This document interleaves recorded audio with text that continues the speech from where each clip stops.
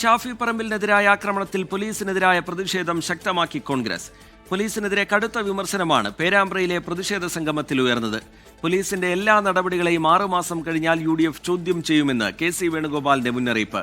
പേരാമ്പ്ര ഡിവൈഎസ്പിക്കെതിരെ നടപടി ഉണ്ടായില്ലെങ്കിൽ ഡിവൈഎസ്പിയുടെ വീടിന് മുന്നിൽ പ്രതിഷേധം നടത്തുമെന്ന് Congress DCC president K Praveenkumar വ്യക്തമാക്കി. സംസ്ഥാനത്തുടനീളം വ്യാപക പ്രതിഷേധമാണ് ഉയർന്നത്.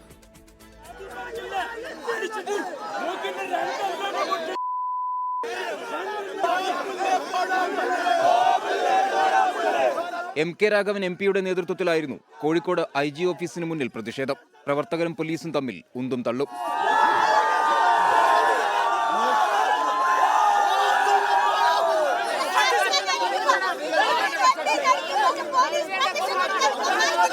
ഷാഫി പറമ്പിൽ MPക്ക് മർദ്ദനമേറ്റ പേരാമ്പ്രയിൽ പ്രതിഷേധ സംഗമം നടത്തിയാണ് UDF പോലീസിനും CPIM-നും മറുപടി നൽകിയത്. മിസ്റ്റർ ബൈജു മോനെ, ആ കാക്കിക്കുപ്പായം അവിടെ വെച്ചിട്ടുണ്ടല്ലോ. ജീവിതാവസാനം വരെ പിണറായി മുഖ്യമന്ത്രിയാവുന്നുള്ള മോഹം ആരെങ്കിലും തന്നിട്ടുണ്ടെങ്കിൽ 6 മാസം കഴിഞ്ഞാൽ നിങ്ങളെ ഞങ്ങൾ കാണും. DCC പ്രസിഡന്റ് K പ്രവീൺകുമാറും പോലീസിനെതിരായ പ്രതിഷേധം കടുപ്പിച്ചു. ഞാൻ ഒത്തിരി തവണ പോയി ഇവരോട് അപേക്ഷിച്ചു. ആ കാട്ടുകള്ളൻ സുനിലുള്ള DYSPയോട് നാടൻ ഭാഷയെ പറഞ്ഞാൽ ഞാൻ പറയാൻ പാടില്ല, പേരുകെട്ട എരപ്പനോട് ഞാൻ ചോദിച്ചവനോട്, അറിയോ, ഞങ്ങളൊന്ന് ജാഥ വന്ന് പോയിക്കോട്ടെ, ബസ് സ്റ്റാൻഡിലും കൂടി പോയിക്കോട്ടെ. ഇന്ന് KC പറഞ്ഞില്ലേ, എന്നോട് പറയും അങ്ങോട്ട് പോണ്ട, 10-50 ആൾക്കാരുണ്ട് കുന്തം കുടച്ചൊക്കെ എടുക്കുന്നത് പോലെ. അപ്പൊ ഞാൻ ചോദിച്ചല്ല സുല്ല, ഉളുപ്പുണ്ടോ നിനക്ക് ഈ തൊപ്പിയും വെച്ചത് പറയാൻ? തൃശൂരിൽ മുഖ്യമന്ത്രിയെ കരിങ്കൊടി കാണിക്കാനെത്തിയ യൂത്ത് കോൺഗ്രസ് പ്രവർത്തകരെ പോലീസ് കസ്റ്റഡിയിലെടുത്തു.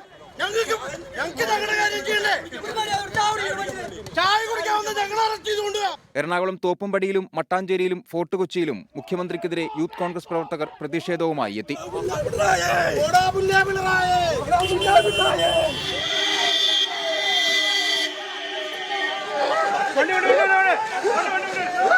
കാസർഗോഡ് കാഞ്ഞങ്ങാട് DYSP ഓഫീസിലേക്കും യൂത്ത് കോൺഗ്രസ് പ്രവർത്തകർ മാർച്ച് നടത്തി. വയനാട് കൽപ്പറ്റയിലും കോൺഗ്രസ് പ്രതിഷേധ പ്രകടനം നടത്തി.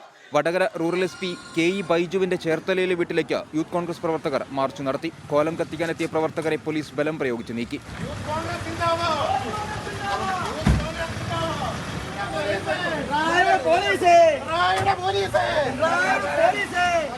വിവിധ ബ്യൂറോകൾക്കൊപ്പം 24 കോഴിക്കോട്. ലോകത്തെവിടെയായാലും ഏത് സമയത്തും 24 വാർത്തകളും ഓഗ്മെന്റഡ് റിയാലിറ്റി പാക്കേജുകളും എക്സ്പ്ലെയിനറുകളും വിശദമായി കാണാൻ ഞങ്ങളുടെ YouTube ചാനൽ നിങ്ങൾക്ക് സബ്സ്ക്രൈബ് ചെയ്യാം.